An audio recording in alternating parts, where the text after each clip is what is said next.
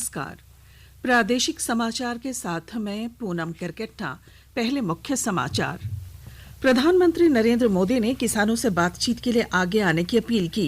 कृषि क्षेत्र को मजबूत बनाने के लिए निवेश और नई तकनीक को बताया आवश्यक।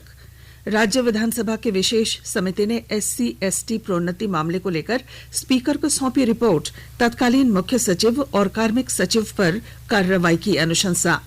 गढ़वा जिले में मिट्टी की चाल धंसने से 3 बच्चों की दबकर मौत। और राज्य भर के मौसम में आज से बदलाव का अनुमान। 4 डिग्री सेल्सियस तक बढ़ेगा न्यूनतम तापमान। 16 फरवरी से राज्य के विभिन्न हिस्सों में बारिश की भी संभावना। और अब समाचार विस्तार से। कोविड-19 महामारी के खिलाफ देश एकजुट होकर लड़ रहा है। आप भी हमारे साथ सुरक्षा और बचाव के 3 आसान एहतियाती उपायों का संकल्प लें। मास्क पहनें, 2 गज की दूरी है जरूरी, सुरक्षित दूरी बनाए रखें, हाथ और मुंह साफ रखें।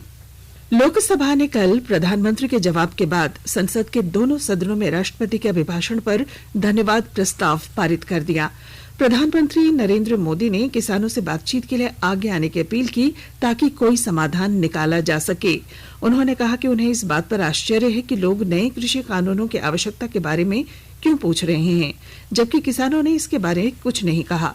श्री मोदी ने कहा कि लोकसभा और केंद्र उन किसानों का सम्मान करते हैं जो कृषि कानूनों के बारे में अपनी आवाज उठा रहे हैं और इसीलिए सरकार के वरिष्ठ मंत्री किसानों से लगातार बातचीत कर रहे हैं। उन्होंने इस बात का उल्लेख किया कि कृषि से संबंधित कानून संसद में पारित होने के बाद कोई मंडी बंद नहीं हुई है और MSP भी बनी हुई है। निजी क्षेत्र के महत्व के बारे में प्रधानमंत्री ने कहा कि निजी क्षेत्र को बुरा भला कहने की संस्कृति मान्य नहीं है और यह देश के युवाओं का अपमान करने के समान है। उन्होंने कहा कि निजी क्षेत्र की भूमिका दूरसंचार और फार्मा सहित प्रत्येक जगह देखी जा सकती है। श्री मोदी ने कहा कि यदि भारत मानवता की सेवा करने में सक्षम है तो यह निजी क्षेत्र की भूमिका के कारण ही है। उन्होंने कहा कि कृषि क्षेत्र तब तक मजबूत नहीं होगा जब तक निवेश और नई प्रौद्योगिकी नहीं होगी। उन्होंने कहा कि भारत महामारी के दौरान आत्मनिर्भर के रूप में उभरा है। प्रधानमंत्री ने कहा कि भारत अब केवल मूक दर्शक नहीं बना रह सकता बल्कि उसे एक मजबूत ताकत के रूप में उभरना होगा। राज्य विधानसभा की विशेष समिति ने SC/ST प्रोन्नति मामले को लेकर विधानसभा अध्यक्ष को कल अपनी रिपोर्ट सौंप दी। 2008 से अनुसूचित जाति जनजाति के कर्मियों को प्रोन्नति नहीं मिली है, इसलिए पिछले बजट सत्र में विधायक बंधु तिर्की के सवाल पर विधानसभा अध्यक्ष ने विशेष समिति बनाई थी। विशेष समिति की तरफ से तैयार रिपोर्ट में अनुशंसा की गई है कि वर्ष 2012 की तर्ज पर जल्द प्रोन्नति के लिए भी स्पष्टीकरण निर्गत किया जाए और प्रोन्नति पर लगी रोक हटाई जाए। रिपोर्ट में यह भी अनुशंसा की गई है कि नियम के खिलाफ प्रोन्नति पर रोक लगाने में शामिल सभी पदाधिकारियों को चिन्हित कर कानूनी कार्रवाई की जाए। समिति ने तत्कालीन मुख्य सचिव और कार्मिक सचिव पर भी कार्रवाई की अनुशंसा की है। चतरा जिले के टंडवा प्रखंड में नौकरी और मुआवजा समेत अन्य मांगों को लेकर आंदोलन कर रहे रैयतों के धरना प्रदर्शन कार्यक्रम में कल राज्य के कृषि मंत्री बादल पत्रलेख शामिल हुए। मौके पर उन्होंने कहा कि सरकार गरीबों के साथ है और उन्हें उनका अधिकार दिया जाएगा। उन्होंने कहा कि विस्थापित रैयतों की समस्याओं का जल्द निराकरण कर उनकी मांगे पूरी की जाएंगी। श्री पत्रलेख ने कहा कि रैयतों के एक दल को मुख्यमंत्री के साथ वार्ता कराई जाएगी। बता दें कि चतरा के टंडवा प्रखंड अंतर्गत NTPC के विस्थापित 6 गांव के सैकड़ों रैयत आंदोलन कर रहे हैं। CBI की अदालत में लालू प्रसाद के बहुचर्चित चारा घोटाले में डोरंडा कोषागार से अवैध निकासी मामले की नियमित सुनवाई फिर से शुरू हो गई है। CBI के विशेष न्यायाधीश SK शशि की अदालत में मामले की सुनवाई चल रही है। सुनवाई जल्द पूरी कर ली जाएगी। लॉकडाउन के कारण मामले पर पिछले 11 महीने से सुनवाई बंद थी। सप्ताह में 2 दिन मंगलवार और शुक्रवार मामले की सुनवाई के लिए निर्धारित हैं। चारा घोटाले के डोरंडा कोषागार से 139 करोड़ 35 लाख रुपए की अवैध निकासी की गई थी। CBI ने मामले में 170 लोगों को आरोपी बनाया था, जिसमें 147 को अदालत ने दोषी माना। पूर्व मुख्यमंत्री जगन्नाथ मिश्र सहित 37 आरोपियों का इनमें से निधन हो गया है। अब लालू प्रसाद सहित 110 आरोपियों का ट्रायल चल रहा है। मुख्यमंत्री हेमंत सोरेन ने राजधानी रांची में कचहरी चौक से कांटाटोली चौक तक की सड़क को 4 लेन बनाने की स्वीकृति दे दी है। मुख्यमंत्री के निर्देश के बाद नगर विकास सचिव विनय कुमार चौबे ने सड़क चौड़ीकरण की प्रक्रिया जल्द शुरू करने का निर्देश दिया है। सड़क 4 लेन बनाने और भूमि अधिग्रहण करने में लगभग 70 करोड़ रुपए की लागत का अनुमान है। सड़क में डिवाइडर और पक्के नाले का भी निर्माण कराया जाएगा। चौड़ीकरण के क्रम में भूमि का भी अधिग्रहण किया जाना है। झारखंड में कोरोना के नए मरीजों में कमी आ रही है। स्वास्थ्य विभाग की रिपोर्ट के अनुसार पिछले 24 घंटों में राज्य में केवल 45 नए मरीज मिले। अब कुल संक्रमण का आंकड़ा 1,19,161 पहुंच गया है। इसमें 464 सक्रिय मामले हैं। कल 42 लोग ठीक भी हुए। नए मरीजों में रांची से 24, गुमला से 4, बोकारो और पूर्वी सिंहभूम, धनबाद तथा रामगढ़ से 2-2, चतरा, देवघर, दुमका, गढ़वा, हजारीबाग, कोडरमा, लातेहार से 1-1 संक्रमित मरीज मिला है। वहीं राज्य में अब तक 3,15,412 लोगों को कोविड-19 का टीका लगाया जा चुका है।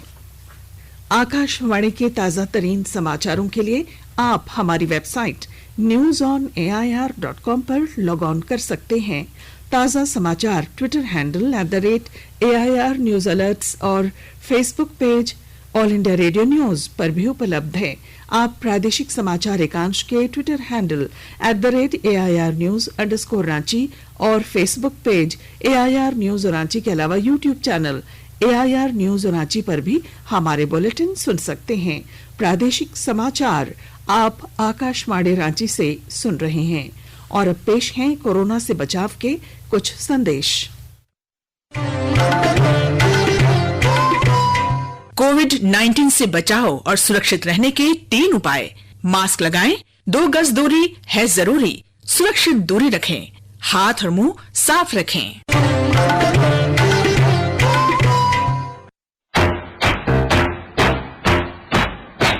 चलो मिलकर एक शुरुआत करें, चलो एक फैसला आज करें, मास्क नहीं तो टोकेंगे, कोरोना को रोकेंगे, चलो एक वादा करते हैं, चलो एक वादा करते हैं, मास्क नहीं तो टोकेंगे, कोरोना को रोकेंगे। भारत सरकार द्वारा जनहित में जारी। प्रादेशिक समाचार में आपका फिर स्वागत है। गढ़वा जिले के धुरकी थाना क्षेत्र के शारदा गांव के कोयरी टोला के 3 बच्चों की कल मिट्टी की चाल धंसने से उसमें दबकर मौत हो गई। जानकारी के अनुसार तीनों बच्चे वहां खेलने गए थे, लेकिन इस दौरान चाल धंसने से तीनों बच्चों की मिट्टी के नीचे दबने से मौत हो गई। घटना की सूचना मिलने पर थाना प्रभारी विनोद कुमार अपने दलबल के साथ पहुंचे और उन्होंने मिट्टी की खुदाई करवाई और शवों को अपने कब्जे में ले लिया। समाचार लिखे जाने तक शव घटनास्थल पर ही पड़े हुए थे। सिमडेगा जिले में बेहतर नेटवर्क कनेक्टिविटी के लिए जिला प्रशासन प्रयासरत है। भारत नेट के जरिए जिले के सभी पंचायतों को इंटरनेट से जोड़ा जा रहा है। विस्तृत ब्यौरे के साथ हमारी सिमडेगा संवाददाता। सिमडेगा जिले में बेहतर नेटवर्क कनेक्टिविटी के लिए जिला प्रशासन प्रयासरत है। समाहरणालय परिसर में जियो के टावर का उद्घाटन अपर समाहर्ता अमरेंद्र कुमार सिन्हा ने किया। उन्होंने बताया कि भारत नेट के जरिए जिले के सभी पंचायतों को इंटरनेट से जोड़ा जा रहा है ताकि उन्हें सुलभ तरीके से योजनाओं का लाभ मिल सके। जिले के कुल 94 पंचायतों में से 43 पंचायतों में यह कार्य पूरा हो चुका है। बताया कि जिला मुख्यालय और प्रखंडों में 6 स्थानों में टावर लगाए जा रहे हैं। 1 माह के भीतर सभी विभागों में ई-ऑफिस के माध्यम से कार्य सुनिश्चित करने का लक्ष्य है। मनोज कुमार सिन्हा, मनु, आकाशवाणी समाचार, सिमडेगा। चतरा जिले के सिमरिया प्रखंड के किसान भवन में कल कृषक मित्र महासंघ के प्रदेश महासचिव सुभाष सिंह ने राज्य के कृषि मंत्री बादल पत्रलेख से मुलाकात की और कृषक मित्रों की विभिन्न समस्याओं के निराकरण की मांग की। महासंघ के प्रदेश महासचिव ने मंत्री को बताया कि कृषि विभाग के सभी कार्य राज्य के कृषक मित्रों द्वारा किए जाते हैं, लेकिन उन्हें किसी तरह की पारिश्रमिक या भत्ता नहीं मिलता, जिससे कृषक मित्रों को आर्थिक तंगी का सामना करना पड़ता है। उन्होंने कृषक मित्रों को सम्मानजनक मानदेय देने पर विचार करने का आग्रह किया। मंत्री बादल पत्रलेख ने कहा कि कृषक मित्रों के प्रति सरकार की सोच सकारात्मक है। कृषक मित्रों के हित में सरकार जल्द ही कोई फैसला लेगी। गढ़वा जिले में सीआरपीएफ और भंडरिया थाना पुलिस ने कल सर्च अभियान के दौरान कुल्ही गांव के बहेरा टोली रास्ते में माओवादियों द्वारा बिछाए गए 46 सीरीज आईईडी बम बरामद किया है। बरामद बम को पुलिस ने निष्क्रिय कर दिया। हमारे गढ़वा संवाददाता ने पुलिस के हवाले से खबर दी है कि इस क्षेत्र में माओवादी फिर से अपना प्रभाव जमाने के लिए बड़ी घटना को अंजाम देने की फिराक में थे। भंडरिया थाना प्रभारी लक्ष्मीकांत ने बताया कि क्षेत्र में माओवादियों के खिलाफ पिछले कई दिनों से सर्च अभियान चलाया जा रहा है। अभियान का नेतृत्व एसपी श्रीकांत एस खोत्रे कर रहे थे। मौसम। राजधानी रांची समेत पूरे राज्य में आने वाले दिनों में 4 डिग्री सेल्सियस तक तापमान बढ़ने की संभावना है। इसके अलावा राज्य के विभिन्न हिस्सों में बारिश होने की भी संभावना है। रांची एयरपोर्ट स्थित मौसम केंद्र के पूर्वानुमान के अनुसार राज्य में अगले 4 से 5 दिनों में न्यूनतम तापमान में 3 से 4 डिग्री सेल्सियस तक बढ़ोतरी होगी, जबकि 11 से 15 फरवरी तक मौसम शुष्क रहेगा और आसमान साफ रहेगा। मौसम विभाग के मुताबिक 16 फरवरी को आंशिक बादल छाए रहेंगे, कहीं कहीं हल्की बारिश होने की भी संभावना है। इसका प्रभाव रांची सहित कई जिलों में पड़ने की संभावना है। पिछले 24 घंटों में राज्य के दक्षिणी भाग में कहीं कहीं शीतलहर की स्थिति भी बनी। चतरा जिले में सदर थाना क्षेत्र के तपेज स्थित आसानी खुर्द गांव की एक विवाहिता का शव पुलिस ने जंगल से बरामद किया है। मृतका के पिता ने उसके पति पर हत्या का आरोप लगाया है। आरोपी पति फरार है। चतरा सदर अस्पताल में इलाज के लिए भर्ती कराए गए 14 वर्षीय बच्चे के परिजनों ने चिकित्सक पर लापरवाही बरतने का आरोप लगाया है। परिजनों ने कहा है कि चिकित्सक की लापरवाही से उनके बच्चे की मौत हो गई। झारखंड को मौजूदा वित्त वर्ष 15वें वित्त आयोग से आपदा प्रबंधन कार्य के लिए 757 करोड़ रुपए प्राप्त होंगे। इसमें 284 करोड़ रुपए की पहली किस्त झारखंड को मिल गई है। सूखा, बाढ़ और अन्य आपदाओं में यह राशि खर्च की जाएगी। और अब आइए सुनते हैं अखबारों की सुर्खियां। राज्य से प्रकाशित होने वाले लगभग सभी अखबारों ने विधानसभा की विशेष कमेटी द्वारा स्पीकर को SC/ST कर्मियों की नहीं हो रही प्रोन्नति मामले से जुड़ी खबर को प्राथमिकता के साथ अपनी पहली सुर्खी बनाया है।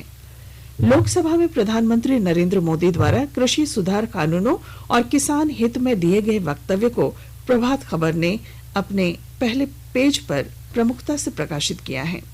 अखबार ने लिखा है, किसान सरकार के साथ बैठक कर चर्चा करें और समाधान निकालें। दैनिक हिंदुस्तान ने राजधानी रांची के कांके रोड में ट्रक से मार्बल उतारते समय 2 मजदूरों की दबने से हुई मौत की खबर को पहले पन्ने पर जगह दी है। दैनिक भास्कर ने हॉर्स ट्रेडिंग मामले में अनुराग गुप्ता पर दर्ज केस और निलंबन रद्द करने पर हाईकोर्ट में सुनवाई के बाद सरकार से जवाब दाखिल करने संबंधित खबर को प्राथमिकता दी है। दैनिक जागरण ने लिखा है, NIA ने खूंटी के जिलिंग केल से बरामद किया विस्फोटक। रांची एक्सप्रेस ने लोकसभा में प्रधानमंत्री नरेंद्र मोदी द्वारा कृषि कानून पर कही गई बात को अपनी सुर्खी बनाया है। अखबार ने लिखा है, प्रगतिशील समाज के लिए कृषि कानून आवश्यक। अंग्रेजी में प्रकाशित द टाइम्स ऑफ इंडिया ने सरकार के आदेश पर ट्विटर के 500 अकाउंट्स पर लगाई रोक की खबर को पहले पन्ने पर जगह दी है। वहीं हिंदुस्तान टाइम्स ने पैगोंग झील से भारत और चीन की सेना के पीछे हटने की खबर प्रमुखता से प्रकाशित की है। और अब बुलेटिन के आखिर में मुख्य समाचार एक बार फिर। प्रधानमंत्री नरेंद्र मोदी ने किसानों से बातचीत के लिए आगे आने की अपील की। कृषि क्षेत्र को मजबूत बनाने के लिए निवेश और नई तकनीक को बताया आवश्यक। राज्य विधानसभा की विशेष समिति ने SC/ST प्रोन्नति मामले को लेकर स्पीकर को सौंपी रिपोर्ट। तत्कालीन मुख्य सचिव और कार्मिक सचिव पर कार्रवाई की अनुशंसा। गढ़वा जिले में मिट्टी की चाल धंसने से 3 बच्चों की दबकर मौत। और राज्य भर के मौसम में आज से बदलाव का अनुमान, 4 डिग्री सेल्सियस तक बढ़ेगा न्यूनतम तापमान। 16 फरवरी से राज्य के विभिन्न हिस्सों में बारिश की भी संभावना। और इसके साथ ही आकाशवाणी रांची से प्रादेशिक समाचार का ये बुलेटिन समाप्त हुआ। नमस्कार। घर में रहिए, सुरक्षित रहिए और सुनते रहिए आकाशवाणी।